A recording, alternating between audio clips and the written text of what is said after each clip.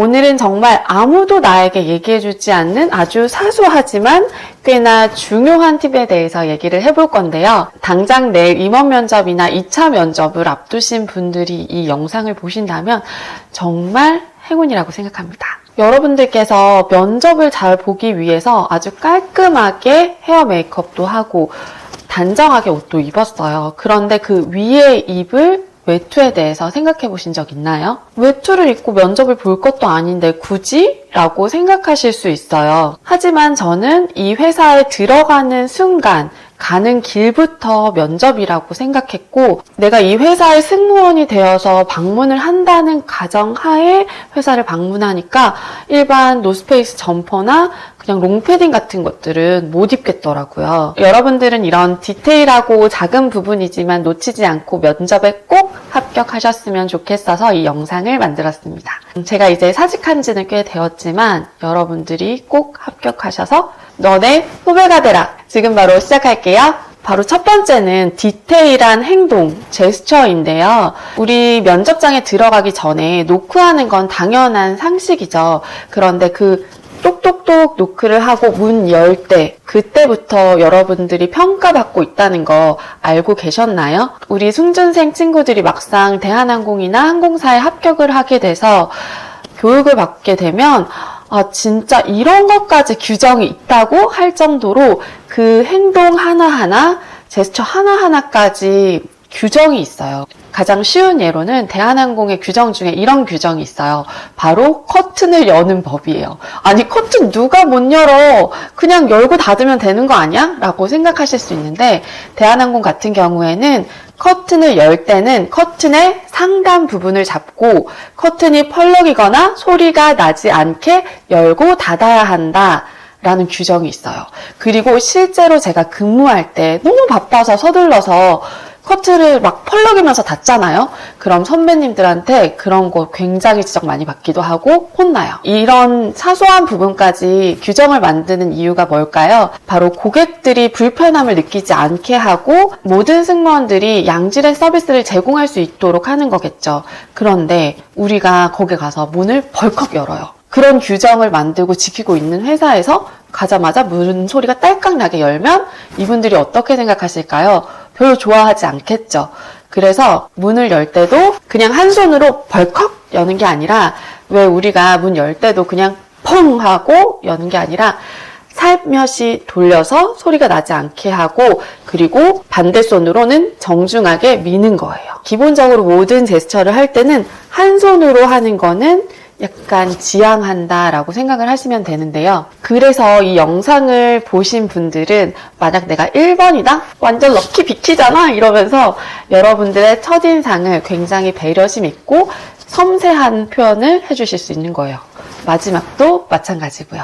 두 번째도 많이 궁금해 하실 텐데 바로 손톱인데요. 서비스를 할 때도 손이 굉장히 시선이 많이 가는 부위이기도 하고, 우리가 면접을 볼 때도 공수 자세를 하면서 손끝이나 손등이 굉장히 많이 보여요. 그래서 우리가 면접 전에 꼭 네일샵에 가서 네일 케어를 받거나 아니면 집에서 깔끔하게 정리를 하잖아요. 근데 막상 면접장에 갔어. 근데 손톱이 딱 보였는데 거울이라서 새하얗게 막 거스름이 일어나 있는 거예요. 그러면 깔끔하지 못하겠죠. 그래서 저는 우리 학생들에게는 반드시 남학생들, 남자 승무원 준비생들도 포함해서 반드시 집에 있는 로션이나 핸드로션을 가져가라. 그리고 면접 전에 가장 많이 보이게 되는 손등이나 아니면 팔꿈치, 팔 부분을 로션을 한번 발라줘서 깔끔한 느낌을 줄 수 있게 해라 라고 얘기를 하거든요.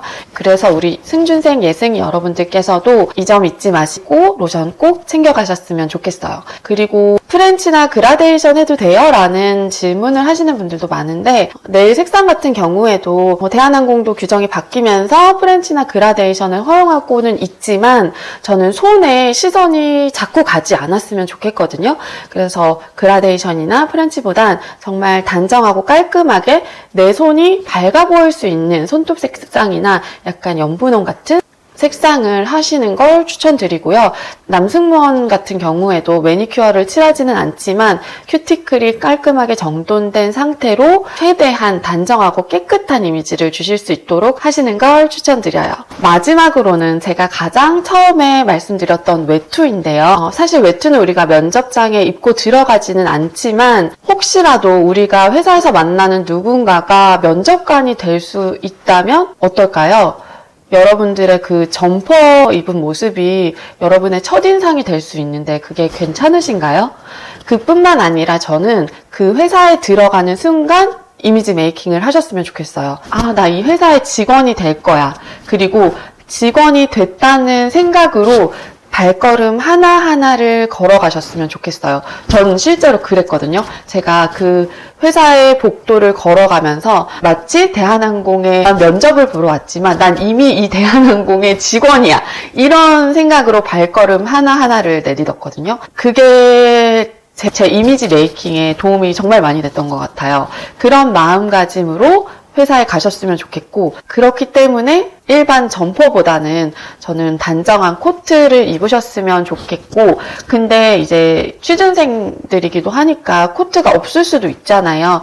그러면 춥더라도 회사에 들어가는 순간에는 외투를 잠시 벗어두고 한 손 팔에 올린다든지 가방 안에 잘 접어서 넣는다든지 하셨으면 좋겠어요. 제가 인하공전 항공운항과를 다니던 시절에는 매달 대한항공에 꽤 그래도 높으신 과장, 차장, 부장님들이 오셔서 특강을 해주셨어요.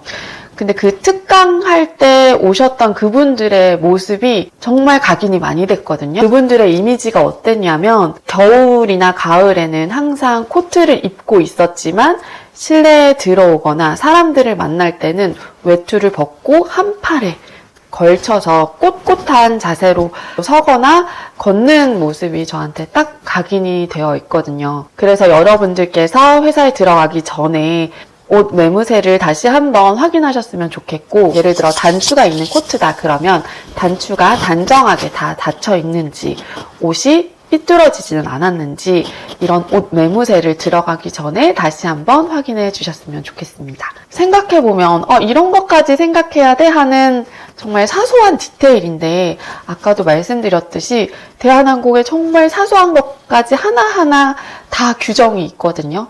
그래서 여러분들이 면접 보시는 곳은 그런 정말 디테일하고 사소하고 섬세한 부분까지 규정이 있는 곳이니 여러분들께서 면접을 보실 때도 그런 부분을 참고하셨으면 좋겠어서 이 영상을 만들었고요. 이 영상의 내용뿐만 아니라 이 전반적인 흐름, 세심함이나 작은 디테일을 놓치지 않는 흐름을 여러분들께서 배워가셔서 꼭 합격하셨으면 좋겠습니다. 오늘 말씀드린 내용 외에도 혹시라도 부족하다든지 조금 더 체크업 받고 싶으신 부분이 있다면 아래 댓글 확인해 주시고요. 제가 여러분들께서 승무원이 되어가는 그 여정에 조금이라도 도움을 드릴 수 있으면 좋겠어요. 구독, 좋아요 눌러주시고 여러분들께서 승무원이 되는 그날까지 여러분들과 그 여정을 함께하고 싶습니다.